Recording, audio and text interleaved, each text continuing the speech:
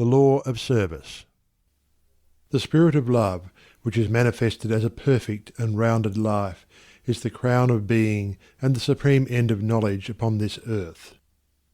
The measure of a man's truth is the measure of his love, and truth is far removed from him whose life is not governed by love.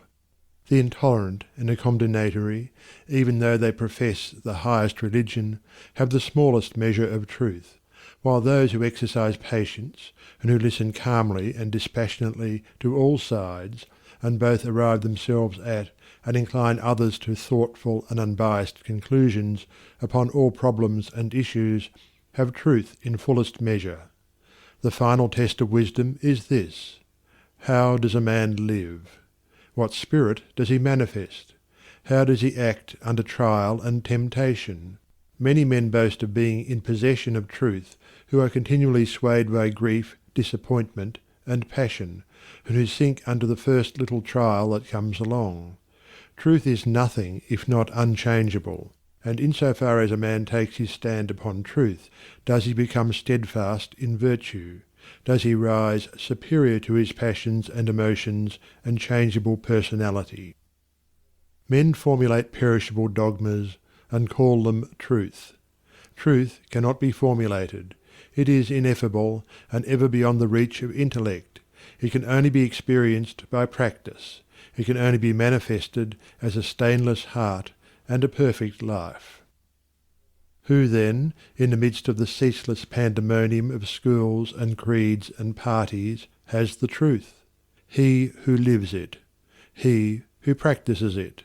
He who, having risen above that pandemonium by overcoming himself, no longer engages in it, but sits apart, quiet, subdued, calm, and self-possessed, freed from all strife, all bias, all condemnation, and bestows upon all the glad and unselfish love of the divinity within him. He who is patient, calm, gentle, and forgiving under all circumstances manifests the truth. Truth will never be proved by wordy arguments and learned treatises, for if men do not perceive the truth in infinite patience, undying forgiveness, and all-embracing compassion, no words can ever prove it to them. It is an easy matter for the passionate to be calm and patient when they are alone, or are in the midst of calmness. It is equally easy for the uncharitable to be gentle and kind when they are dealt kindly with, but he who retains his patience and calmness under all trial, who remains sublimely meek and gentle under the most trying circumstances, he, and he alone, is possessed of the spotless truth. And this is so because such lofty virtues belong to the divine, and can only be manifested by one who has attained to the supreme wisdom, who has relinquished his passionate and self-seeking nature, who has realized the supreme and unchangeable law, and has brought himself into harmony with it. Let men, therefore, cease from vain and passionate arguments about truth, and let them think and say and do those things which make for harmony, peace, love, and goodwill. Let them practice heart virtue, and search humbly and diligently for the truth which frees the soul from all error and sin, from all that blights the human heart, and that darkens, as with unending night, the pathway of the wandering souls of earth. There is one great all-embracing law which is the foundation and cause of the universe, the law of love. It has been called by many names in various countries and at various times, but behind all its names the same unalterable law may be discovered by the eye of truth. Names, religions, personalities pass away, but the law of love remains. To become possessed of a knowledge of this law, to enter into conscious harmony with it, is to become immortal, invincible, indestructible. It is because of the effort of the soul to realize this law that men come again and again to live, to suffer, and to die, and when realized, suffering ceases, personality is dispersed, and the fleshly life and death are destroyed, for consciousness becomes one with the eternal. The law is absolutely impersonal, and its highest manifested expression is that of service. When the purified heart has realized truth, it is then called upon to make the last, the greatest and holiest sacrifice, the sacrifice of the well-earned enjoyment of truth. It is by virtue of this sacrifice that the divinely emancipated soul comes to dwell among men, clothed with a body of flesh, content to dwell among the lowliest and least, and to be esteemed the servant of all mankind. That sublime humility which was manifested by the world's saviours is the seal of Godhead, and he who has annihilated the personality, and has become a living, visible manifestation of the impersonal, eternal, boundless Spirit of Love, is alone singled out as worthy to receive the unstinted worship of posterity. He only who succeeds in humbling himself with that divine humility, which is not only the extinction of self, but is also the pouring out upon all the spirit of unselfish love, is exalted above measure and given spiritual dominion in the hearts of mankind. All the great spiritual teachers have denied themselves personal luxuries, comforts, and rewards, have abjured temporal power, and have lived and taught the limitless and impersonal truth. Compare their lives and teachings, and you will find the same simplicity, the same self-sacrifice, the same humility, love, and peace, both lived and preached by them. They taught the same eternal principles, the realization of which destroys all evil. Those who have been hailed and worshipped as the saviours of mankind are manifestations of the great impersonal law, and, being such, were free from passion and prejudice, and having no opinions, and no special letter of doctrine to preach and defend, they never sought to convert and to proselytize. Living in the highest goodness, the supreme perfection, their sole object was to uplift mankind by manifesting that goodness in thought, word, and deed. They stand between man, the personal, and God, the impersonal, and serve as exemplary types for the salvation of self-enslaved mankind. Men who are immersed in self, and who cannot comprehend the goodness that is absolutely impersonal, deny divinity to all saviours except their own, and thus introduce personal hatred and doctrinal controversy, and, while defending their own particular views with passion, look upon each other as being heathens or infidels, and so render null and void, as far as their lives are concerned, the unselfish beauty and holy grandeur of the lives and teachings of their own masters. Truth cannot be limited. It cannot be the special prerogative of any man, school, or nation, and when personality steps in, truth is lost. The glory alike of the saint, the sage, and the saviour is this, that he has realized the most profound lowliness, the most sublime unselfishness. Having given up all, even his own personality, all his works are holy and enduring, for they are freed from every taint of self. He gives, yet never thinks of receiving. He works without regretting the past or anticipating the future, and never looks for reward. When the farmer has tilled and dressed his land, and put in the seed, he knows that he has done all that he can possibly do, and that now he must trust to the elements, and wait patiently for the course of time to bring about the harvest, and that no amount of expectancy on his part will affect the result. Even so, he who has realized truth goes forth as a sower of the seeds of goodness, purity, love, and peace, without expectancy and never looking for results, knowing that there is the great overruling law which brings about its own harvest in due time, and which is alike the source of preservation and destruction.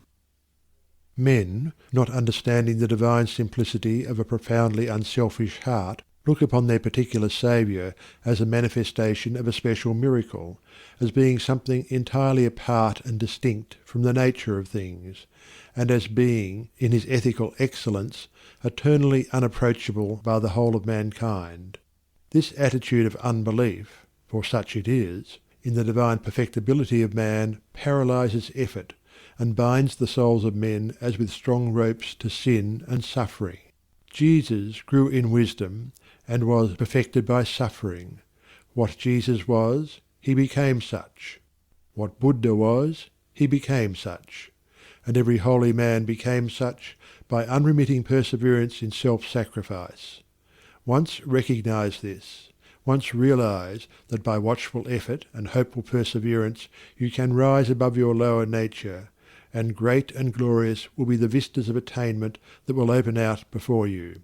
Buddha vowed that he would not relax his efforts until he arrived at the state of perfection, and he accomplished his purpose.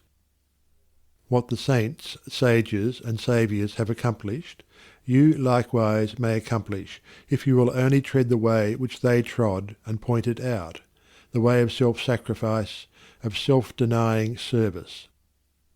Truth is very simple. It says, "Give up self. Come unto me, away from all that defiles, and I will give you rest." All the mountains of commentary that have been piled upon it cannot hide it from the heart that is earnestly seeking for righteousness. It does not require learning. It can be known in spite of learning. Disguised under many forms by erring, self-seeking man, the beautiful simplicity and clear transparency of truth remains unaltered and undimmed, and the unselfish heart enters into and partakes of its shining radiance. Not by weaving complex theories, nor by building up speculative philosophies is truth realized, but by weaving the web of inward purity, by building up the temple of a stainless life, is truth realized. He who enters upon this holy way begins by restraining his passions. This is virtue, and is the beginning of saintship, and saintship is the beginning of holiness. The entirely worldly man gratifies all his desires, and practices no more restraint than the law of the land in which he lives demands. The virtuous man restrains his passions. The saint attacks the enemy of truth in its stronghold within his own heart, and restrains all selfish and impure thoughts, while the holy man is he who is free from passion and all impure thought, and to whom goodness and purity have become as natural as the scent and colour are to the flower. The holy man is divinely wise. He alone knows truth in its fullness, and has entered into abiding rest and peace. For him evil has ceased. It has disappeared into the universal light of the all-good. Holiness is the badge of wisdom.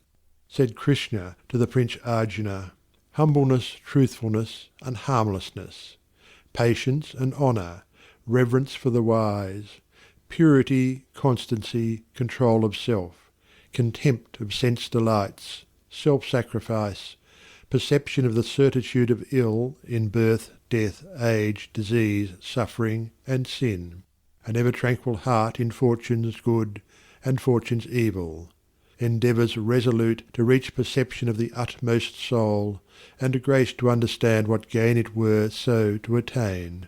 This is true wisdom, Prince, and what is otherwise is ignorance."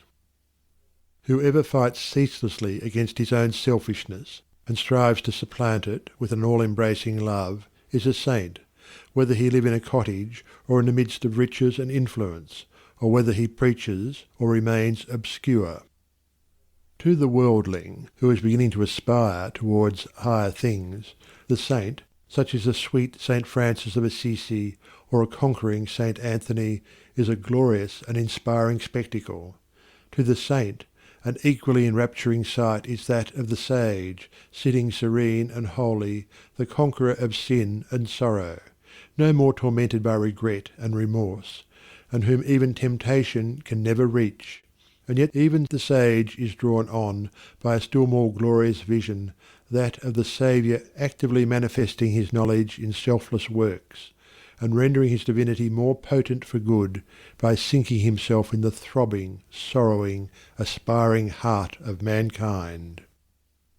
And this only is true service, to forget oneself in love towards all, to lose oneself in the working for the whole. O thou vain and foolish man, who thinkest that thy many works can save thee, who, chained to all error, talkest loudly of thyself, thy work, and thy many sacrifices, and magnifiest thine own importance. Know this, that though thy fame fill the whole earth, all thy work shall come to dust, and thou thyself be reckoned lower than the least in the kingdom of truth. Only the work that is impersonal can live. The works of self are both powerless and perishable. Wherever duties, howsoever humble, are done without self-interest and with joyful sacrifice, there is true service and enduring work. Where deeds, however brilliant and apparently successful, are done from love of self, there is ignorance of the law of service, and the work perishes. It is given to the world to learn one great and divine lesson, the lesson of absolute unselfishness. The saints, sages, and saviours of all time are they who have submitted themselves to this task, and have learned and lived it. All the scriptures of the world are framed to teach this one lesson. All the great teachers reiterate it. It is too simple for the world which, scorning it, stumbles along in the complex ways of selfishness. A pure heart is the end of all religion and the beginning of divinity. To search for this righteousness is to walk the way of truth and peace, and he who enters this way will soon perceive that immortality which is independent of birth and death, and will realize that in the divine economy of the universe the humblest effort is not lost. The divinity of a Krishna, a Gautama, or a Jesus is the crowning glory of self-abnegation, the end of the soul's pilgrimage in matter and mortality, and the world will not have finished its long journey until every soul has become as these, and has entered into the blissful realization of its own divinity. Great glory crowns the heights of hope by arduous struggle won. Bright honour rounds the hoary head that mighty works hath done. Fair riches come to him who strives in ways of golden gain, and fame enshrines his name who works with genius glowing brain. But greater glory waits for him who in the bloodless strife 'gainst self and wrong adopts in love the sacrificial life, and brighter honour rounds the brow of him who mid the scorns of blind idolaters of self accepts the crown of thorns.